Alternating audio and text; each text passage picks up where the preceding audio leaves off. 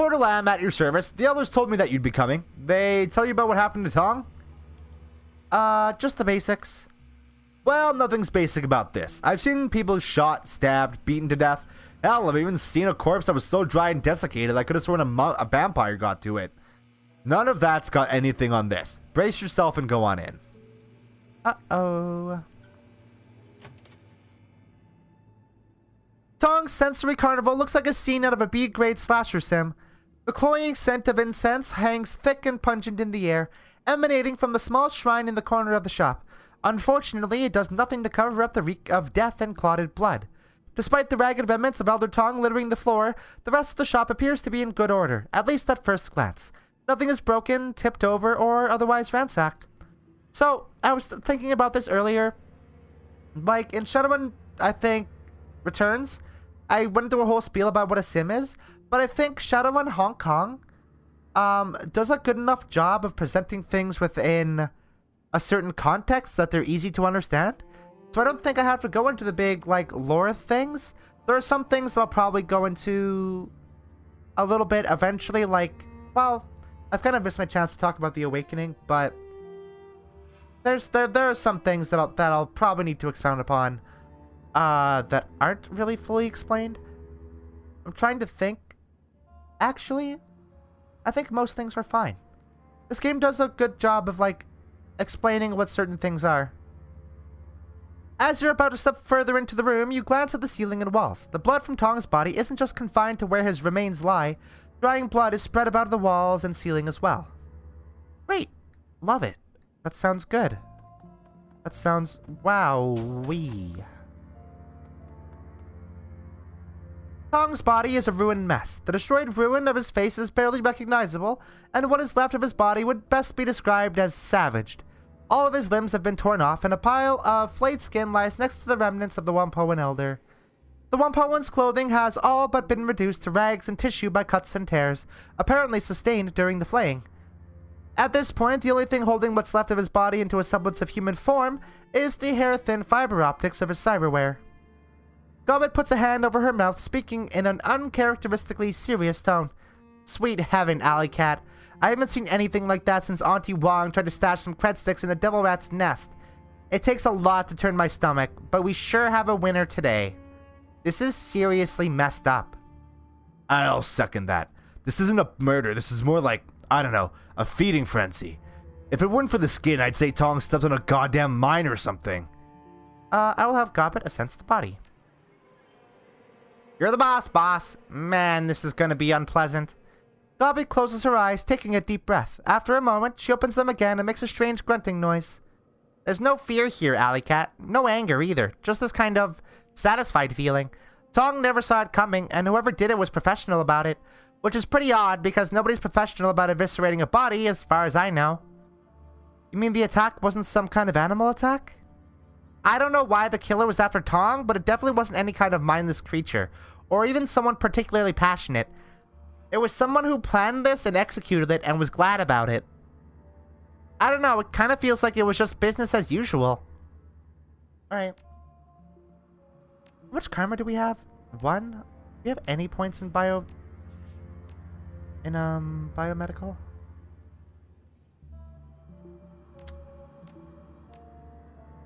We do. Biotech.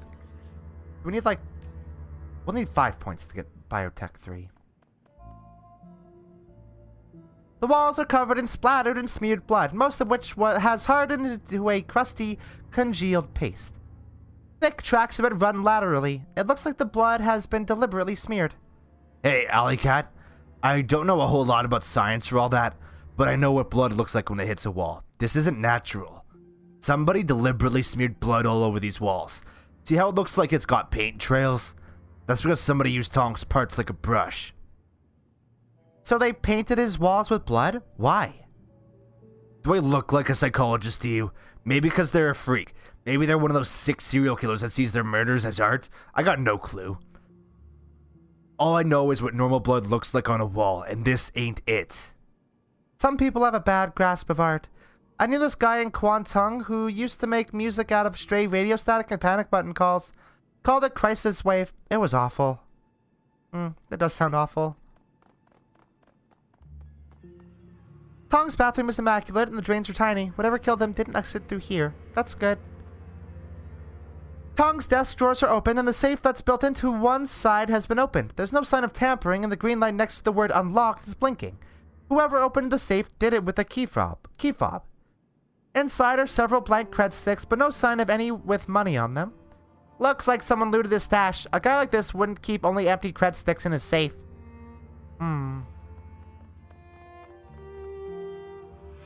This is a Yamaha 95000V SimSynth, a device for mixing and mastering SimSense chips. Several drive bays are empty and all of the chip jacks are empty. The screen is flashing a repeated error message. Warning, requested files cannot be found. Please return drives to bay and try again. So, little explainer about what SimSense chips are. I don't know if I did this earlier in the Let's Play, I can't remember. They're basically, virtual reality that simulates, like, actual sensation, like smell and touch and all that. So, popular usage of SimSense chips are like, you know, movies or video games or stuff like that. I think the game went, I think the game did go into a little bit, when we got to the bolt hole and Gobbet was explaining like who lived there before they did. But you know, just so you guys know, because I think they're referenced a lot in passing. So it's probably good to know what they are. Let's debug the system. Banging away at the SimSynth keyboard, you manage to suspend the drive error warning for a time. Digging into the guts of the machine's recent files, you manage to kick it into diagnostic mode. While it's not as good as having access to the full system, maybe you can learn something anyway. The long debug spew that scrolls along the synth screen is filled with numbers indicating recent files, play lengths, keyframes, and assist peak levels. Based on the numbers you're seeing, Tong's SimSynth has been hacked to remove the peak controller levels from the chips he's been burning. The required operation to make BTL chips. So BTL chips are chips that have taken the limiters off and allow you to, fully experience SimSense chips. They are very dangerous. Like this line here says, they can burn your brain and turn you into like a husk of a person. They're also highly addictive because they simulate, you know, a good life or like exciting times or like adventure or stuff like that. There's a character in Shadowrun Dragonfall that references BTLs that are like Terminator. I think there's one with Dances with the Wind or something like that. I think that's what it's called. I'm uncultured, shut up. The file catalog for the high-peak BTLs indicates all the files and burned chips should be stored in the missing drives, and whatever was in the empty chip jacks. Somebody's cleaned out Tong's BTL stash. That seems like it might be important.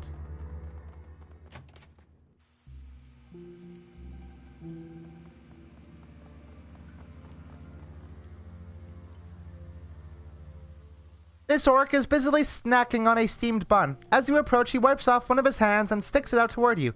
Hey, stranger, nice to see you. Zippy Toe Tag at your service. How are you liking Wampoa Garden? I'm Alicat. Nice to meet you, Zippy. Nice to meet you, too. Listen, I know it's a little forward of me to just say hello and whatnot, but I'm interested in giving you a hand if I can. Zippy gestures expansively at the squalid, neon-lit streets of the Wampoa Garden. This is my home, at least for the time being, and I'd like to stop these killings. We've never met before this, but I know exactly who you are. You're my replacement. The elders had me autopsy what was left of Elder Gon and Elder Nakamura after they got ripped apart, but I didn't want to dig any deeper. So since I don't know you, and I can smell a Shadowrunner a mile away, you've got to be the outsider they asked to stop the killings, right? Zippy tilts his head back, obviously pleased at his amateur deduction. Very astute, that's right. See, I have good eyes. A lot of good eyes, actually, if you're in the market for replacements. Only slightly used, and they only come from certified donors, I swear. A hearty belly laugh erupts from the orc, and he slaps one of his thighs in elation. Man, I kill myself. Pretty funny. You a stand-up comedian? With jokes like that? Are you kidding me? I'm one of the only trained surgeons around here. I keep the other Wampoans healthy, gotta practice down the road. Blind Chen's a pretty good cyber doc, but he's basically an implant specialist and that's it. How'd you end up here? I did my residency back in the UCAS.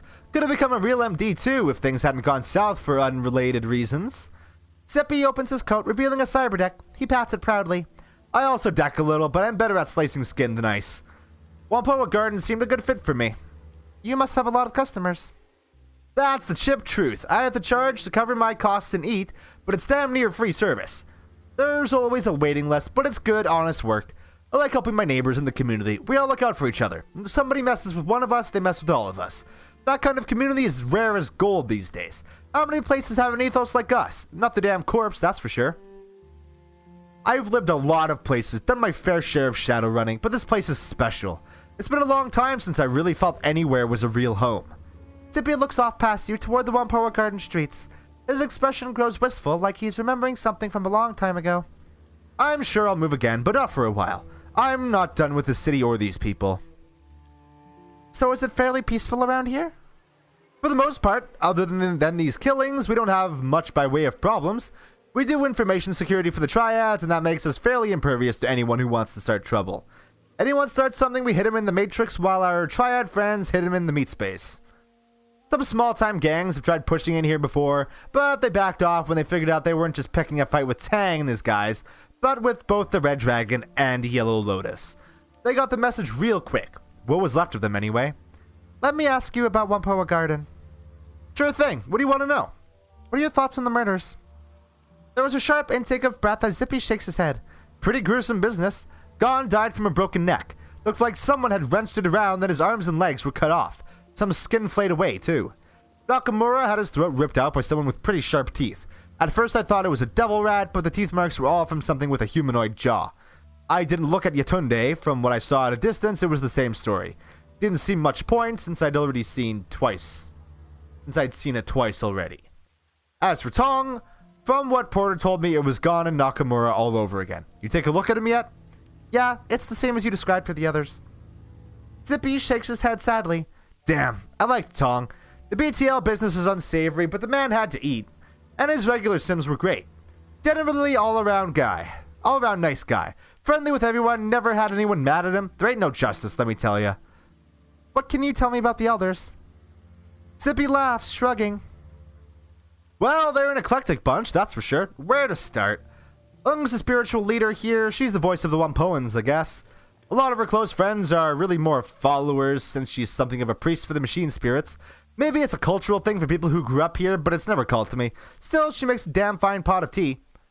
Ip's the muscle and has an encyclopedic knowledge of cyber and bioware. Definitely a good guy to have watching your back. Not too friendly, but you know how it is. You get a lot of cyber, people start wondering if you'll tear their arms off. Zippy makes a chopping gesture with one hand.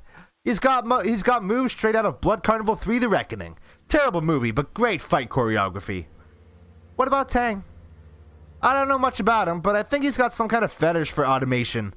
Found him cooing over some trids of automated delivery drones in a warehouse once. He works with drones, has a shop called the Blessed Autofab. He was raving about the efficiency of the movement patterns or something. You already know about Tong, Ran Sims, BTL, skill chips. Gon used to be city planner before he had a nervous breakdown and got involved in statistical analysis. Zippy pauses to collect his thoughts. Nakamura came from Fukuoka and was interested in entertainment, trid mostly. Spent a lot of time analyzing some subliminals and ads. Then there was Magpie. She was the chief decker, hot as hell against dice, and built her own hardware. Salty old woman, though. Never met anyone who was quite as shrill or nasty when she was mad. She was mad most of the time. Wait, nobody mentioned Magpie to me. When did she die? She didn't. Maybe a month ago, she just up and disappeared. I went to her shop one day and she just wasn't open. Nobody's seen her since. Kind of a pain in the ass, too. She owed me some new analyze software she'd picked up. I've never heard of Magpie either. She must be one of the newer Wampoans. If she was the Decker, she would have replaced Elder Gao. No surprise there. Gao was older than Keen. Keen? Oh my god. Qin Shi Huangdi's Terracotta Warriors. When I was learning decking from him, he could barely get out of bed. Still fast as hell in the Matrix, though. How can you be new and an elder? Isabel rolls her eyes. It's a stupid name. It doesn't actually have much to do with time spent in the community. That has something to do with it, sure, but it's mostly about how skilled you are, how good your connections are, and how much you can help everybody else. Should I call them experts or something? Bingo! That's exactly it. She was only here for about 3 years, but she knew a lot of people all over the Matrix, in Shanghai and Beijing, all kinds of places. That plus her skill meant she was a shoo-in when Gao died. Why would she disappear? No idea. One day she was here, the next, poof. At first I thought she was just on vacation, since she had mentioned wanting to see the Kingdom of Hawaii someday, but it didn't feel right. She would have at least told me she was leaving. It seems mighty suspicious to me. Nobody else seems to care about what happened to her, probably because she pissed them all off so bad. Is there any place you think I should start looking? You might want to check out her shop. It's all locked up, but the other elders have a spare key. Couldn't hurt to look around, and even though Magpie was always butting heads with the other elders, they wouldn't have any reason not to let you in. What do you mean they were butting heads? Magpie and the others never saw eye to eye. She was contrary for the sake of it. Most of the rest had a grand vision for what they wanted this neighborhood to become. Magpie just wanted to deck. She was only an elder because they needed someone with her matrix chops. The last big argument was between her, Ung, and Ip and Nakamura.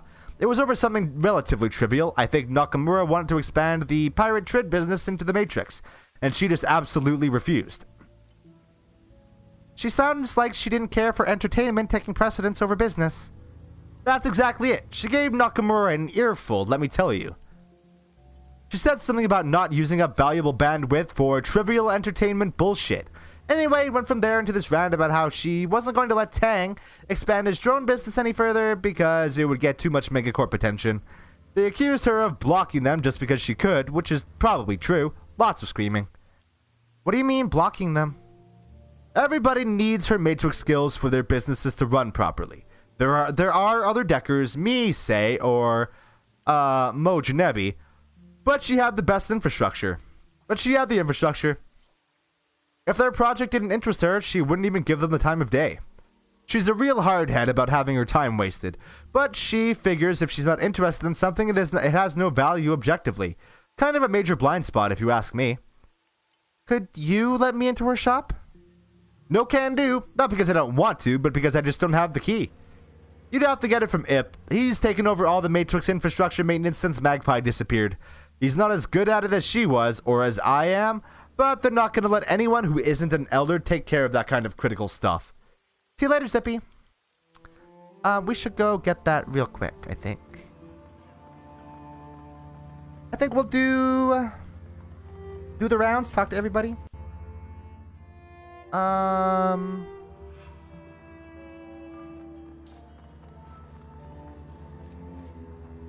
Why didn't you tell me about Elder Magpie disappearing? Why would we have? Her departure from the Wampoans isn't related to investigation. It happened before the killings began. I'm certain she's just off sulking somewhere. Ung's tone is profoundly indifferent. No doubt she'll come waltzing back next month, all full of attitude that life dared to go on without asking her permission. If she does, we'll welcome her back, despite our problems with her behavior. Her skills make her extremely valuable. I've taken over infrastructure of our matrix. I've taken over maintenance of our I have taken over maintenance of our matrix infrastructure in her absence, but I'm nowhere near her level. The best I can do is ensure nothing breaks down until she returns. I'd like to take a look around her shop. Do you have the key? Yes, but there's a lot of sensitive equipment in there, including our community servers. We don't let anyone who's not one of the Wampoan elders in there. Why would you need to look around there? Listen, you wanted me to find a killer. If I'm going to do that, I have to explore every possibility. Very well, take the key and look around. Just don't do anything or shut the servers off. Just don't break anything or shut the servers off. That was all, folks.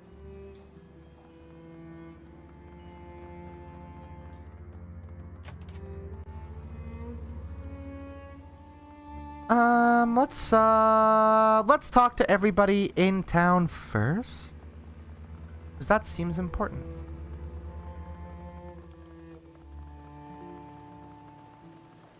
Hello. Oh, 2 people. The man in front of the stall is rooting through a box of music chips with the swift fingers of someone who knows what they're looking for. Behind him, a music player pumps out a constant stream of distorted, atonal music. The stall's proprietor is nowhere to be seen.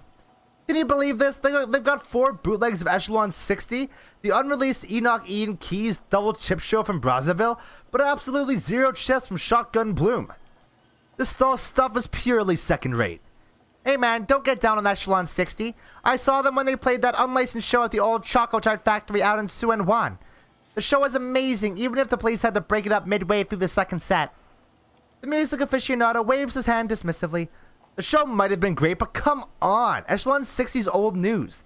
They're already being mainstreamed. I saw a Trid ad for the new Mitsubishi Ostro scooter, and they were using Main Volt Underbus as the backing music. Made me sad, I tell you. The Decker inclines his head politely toward you. Mo Janebi at your service. Decker, technologist, music fan. You're not from around here, are you? You don't hold yourself like a native. I'm from the UCAS. Mo runs a hand through his hair, shaking the collected rain off of it. I thought so. What brings you out here? I'm trying to find out who's been killing the elders. The Decker pauses for a moment, face falling. Oh, that's a nasty business. I heard Tong died tonight. I don't know who or what they pissed off, but it seems like a really bad scene.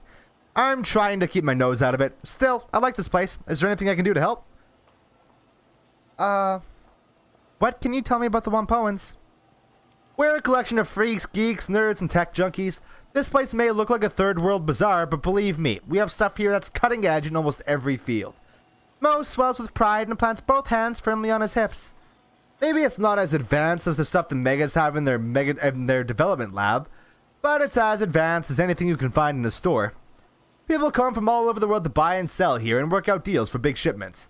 We've got contacts with every pirate and smuggling group in the South China Sea, and every major syndicate and gang in the Free Enterprise Zone knows not to mess with us. Not only are there a lot of us, nobody wants to lose what we're selling. The Red Dragon made a play 4 years ago, but we chased him out. Mo gestures with both hands as if shooing away a bothersome insect. Scooted off back to Homan Tin.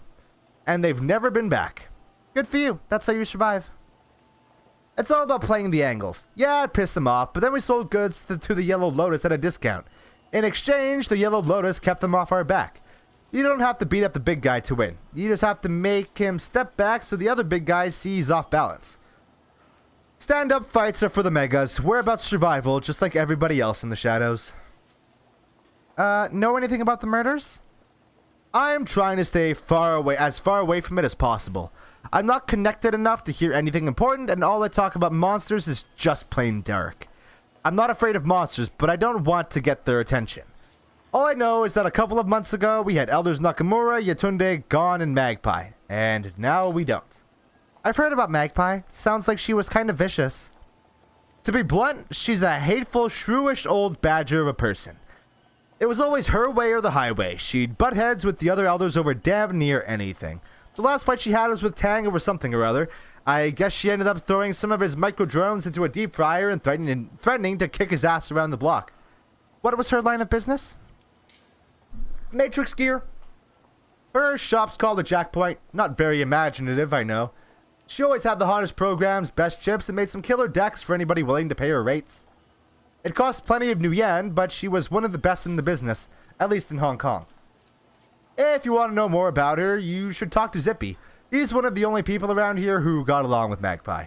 You can probably find him by the MTR station. He loves a steam bun cart over there.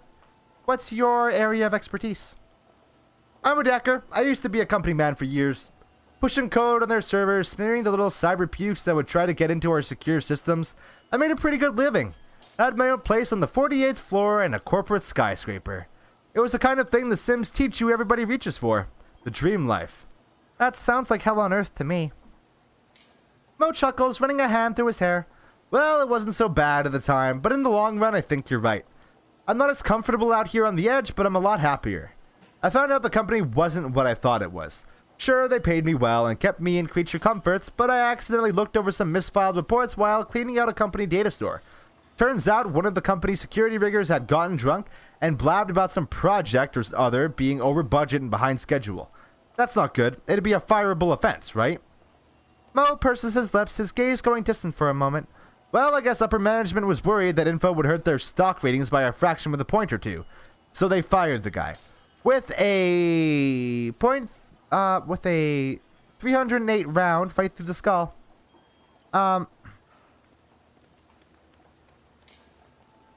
You should have known that's how the corporations handle problems.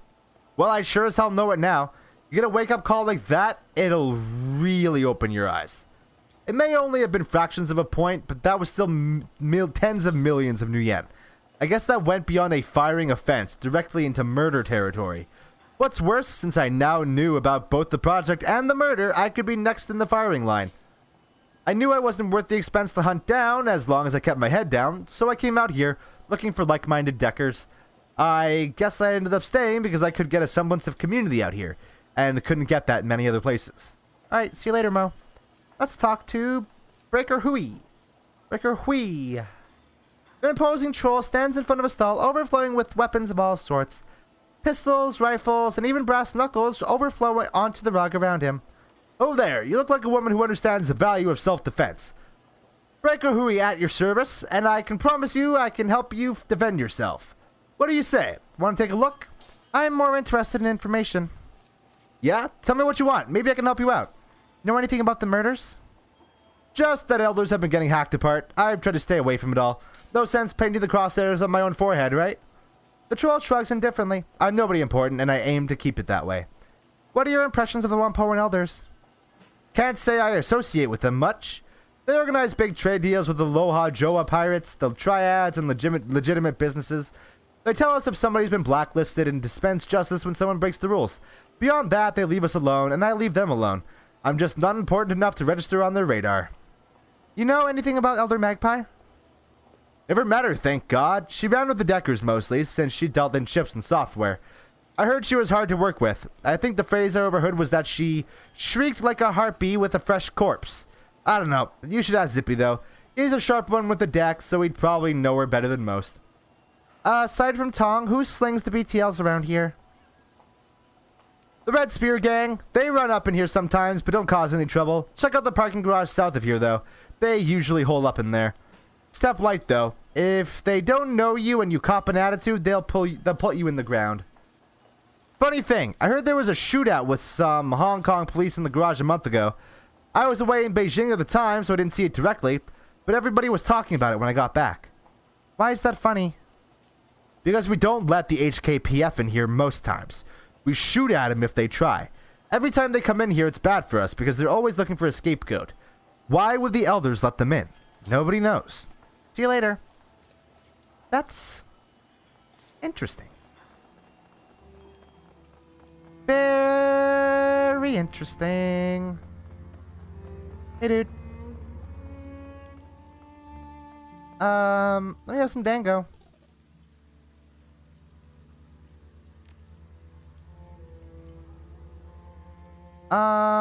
He's looking.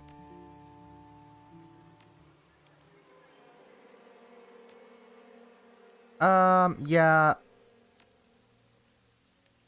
This is just more of like sort of the stuff that we've already picked up on. I have dongo though. That's nice. Hello. Y'all look dangerous. You're not gonna stop me coming in here? There we go. That's far enough, lady. The woman hefts her weapon, tossing a nod to where the gangers behind her. This lot's our turf. If you're looking for a fix, you're welcome to trade. If you're not here for business, clear the hell out. You try and wander around on our turf, we're gonna have to air you out. So what do you say? You looking for a little pick-me-up, a little nitro to give you some pep? Maybe you want some chips. Take that edge off. You want it? I got it. Some of these BTLs you're selling look an awful lot like they came from Tong's shop. Yeah, so what? Why do you care? So if you stole these from Tong's, maybe you saw something that I can use in my investigation. Yeah, I guess that's fair. It's like this. Broken Thumb UN was walking down the street and sees this guy going to Tong's joint right at closing time. Tall guy, hunched over, had this shitty gray rain poncho draped over him. Now, UN figured that was weird as hell, so he posts up and waits. He figures the guy will come out soon because Tong's closing up shop. Nothing for 15 whole minutes. Guy comes out, hustles down the street with nobody saying boo. I figure he was waiting for an ebb in the crowds. Yuen sees some blood smeared on the door though, so he goes to check it out. Inside, total carnage. But you know what? Tong's not going to be using his gear anymore, so to hell with it. Yuen jacks the lot of it. Business is business. You're damn right it is. That's all I know. The guy had to be the killer. Tall, gray rain poncho, hunched over. Also smart about how he came and went. What happened in the fight here? As far as I know, some police showed up looking for somebody. They got in here, all of them got killed. Whoever they were after was long gone by the time we showed up. Used to be a lot of Wampoans living here. They all cleared out, muttering about ghosts and shit like that. Have you heard anything else about the murders? Nothing much. I tell you what, though. I've got a guy named Kang. He was down in the storm drain system last week. Something was moving down there. Big, too. Man-sized. But it wasn't speaking any language Kang understood. Kid beat feet back here as fast as he could. They must dropped his storm drain key on the way out, though. You want to go looking for whatever it was, you'll have to get a new key from someone else. Kang stole his from a city worker. Who else might have a key to the storm drains? There's a guy named Porter Lamb who's got keys to pretty much everything. He's somewhere between a cop and a handyman. You might also mention some elf woman with a crazy colored hair who managed to scam a key. He said she hunted paracritters down there, devil rats and shit. Can I look around this garage? Woman, are you deaf? What the hell did I tell you? No, you goddamn well can't wander around our turf. I'm on business for the Wampoan elders. You're only here because they tolerate you. They hear you're blocking me, your ass is gonna get kicked all the way to Suan Wan. The ganger shifts nervously, glancing around at her allies. Okay, I'm listening. What kind of business are you on? I'm investigating the murders of the other elders. The gunfight with the HKPF might be related. Alright, we only moved here because all the Wampoans are too shit scared of monsters and ghosts to come back in. The others told us it was alright if we moved in here. Seemed happy to have us camped out, honestly. Look around, knock yourself out. Just stay out of the way of our business. Alright, cool. Hey, there's still blood here.